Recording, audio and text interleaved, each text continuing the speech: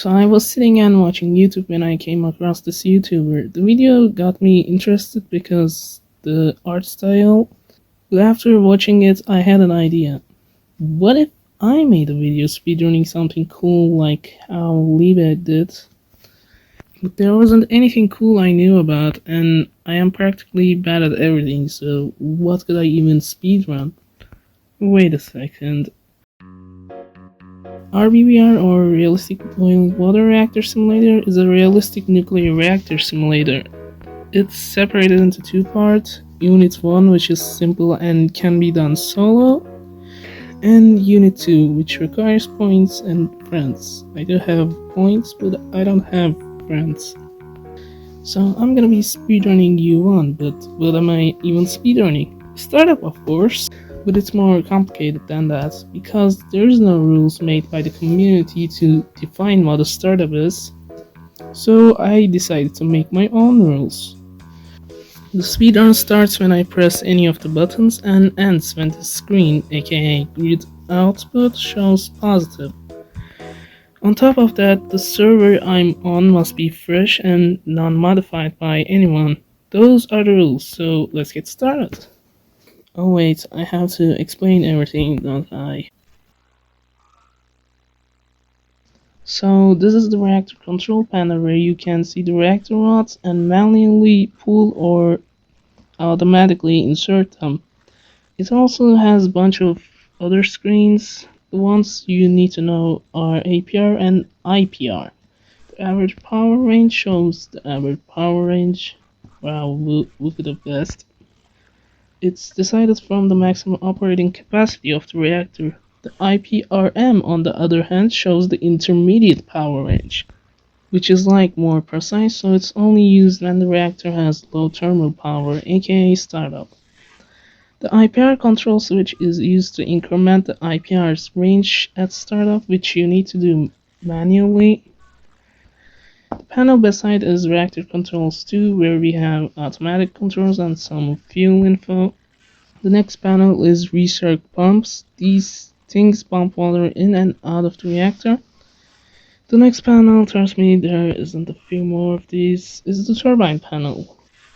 When you have condenser vacuum, aka when condenser is working, you start up the turbine from here and connect it to the grid. But before all of that fun stuff, you need to open the bypass to get steam to the condenser to start it.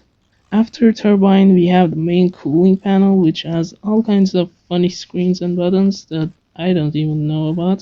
What I'm gonna be doing here is just turning on one polisher and 3 hot wells, and then the condenser feed water pump 1 and the condenser pump, then other polisher cleans water, preheats, and it does stuff. Okay, it works, I don't know. If you are curious, here's the diagrams I found on the RBBR Discord for these. There is also a CST panel, but I'm not gonna use it, so I'm not gonna show it. Nearly lastly, we have the aerator, the whatever, which I don't know what it even does. I just turn auto and let it do the job, and that works. And lastly, the power grid, which is very important. There's 3 switches.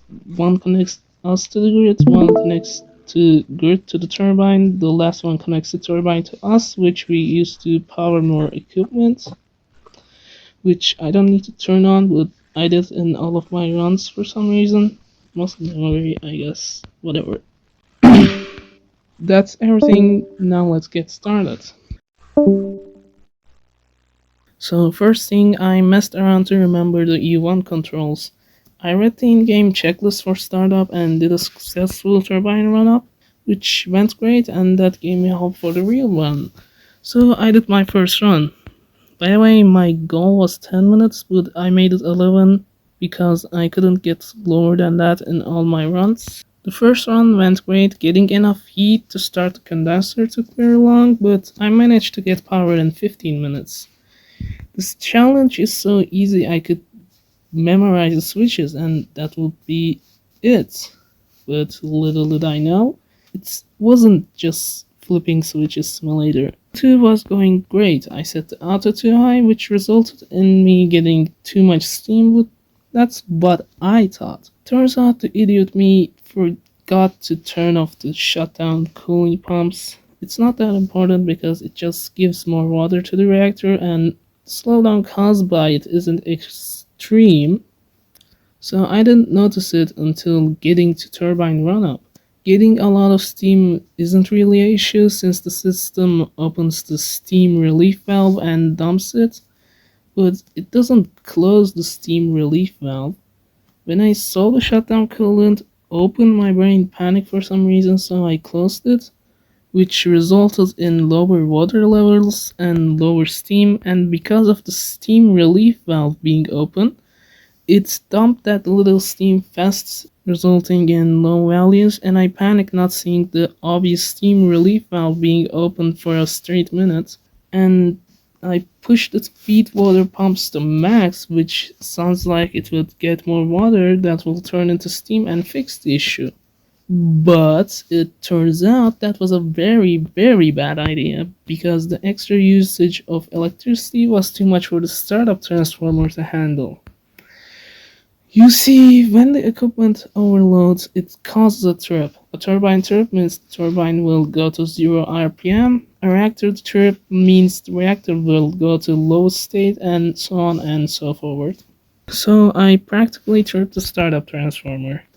Main grid powered off, which turned off all machinery, and I was thinking that there was a grid shutdown, which is so stupid of me to think because grid shutdown happens only like every 30 minutes in real time and the game warns you about it. I didn't even know you could trip the startup transformer, so I got confused when it didn't say grid disconnection. I was too stupid to open all the machinery fast enough, which made the reactor unstable, causing a reactor trip. Which means everything is back on square one and we have no reactivity, no steam, and we are already at 15 minutes, meaning restart isn't an option and this run is dead. This was the worst run I had. I acted like an idiot and got a massive failure. So I went and visited the RBBR Discord to get some actual advice, which was a pretty good decision. They told me I could make heating the reactor faster by pulling the control rods manually and automatically at the same time, resulting in double speed. And also, they told me that xenon amount matters too. You see,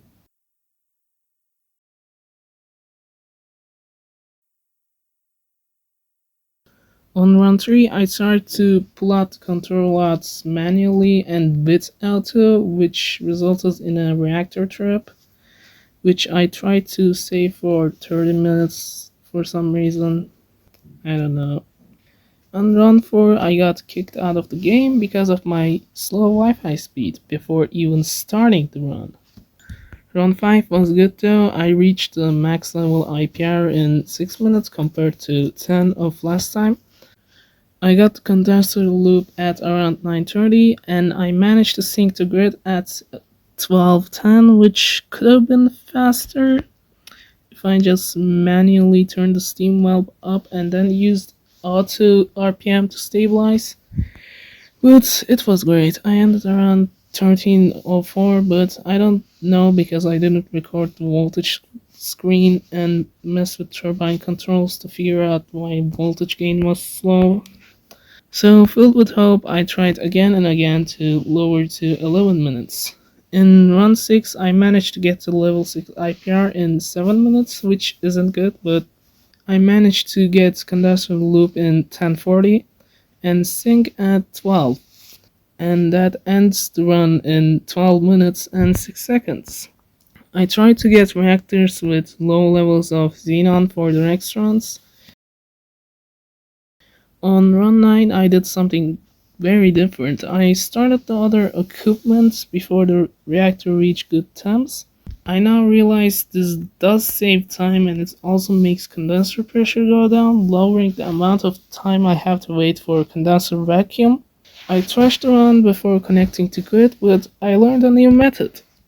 Run 10 was the best run, reaching 100 Celsius at 7:53 and reaching condenser vacuum at 10 minutes. But for some reason, turbine didn't sink for a very long time, which resulted in ending the run at 1150. I wanted to end it there and say getting lower than that was practically impossible, but I noticed that there was room for improvement and made some more runs, and I was right. I don't want to spoil anything by explaining, so here's run 11.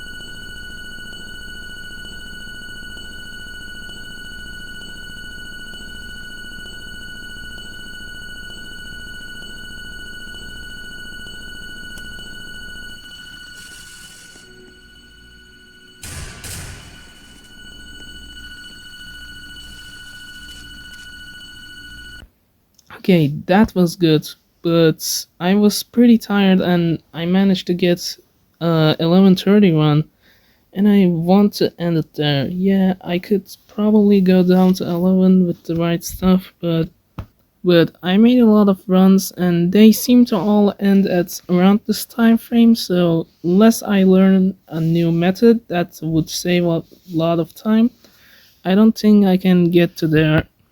And I'm pretty tired, so I guess that was it. I don't know why I did all of that. Dude, this video is gonna take so long to animate.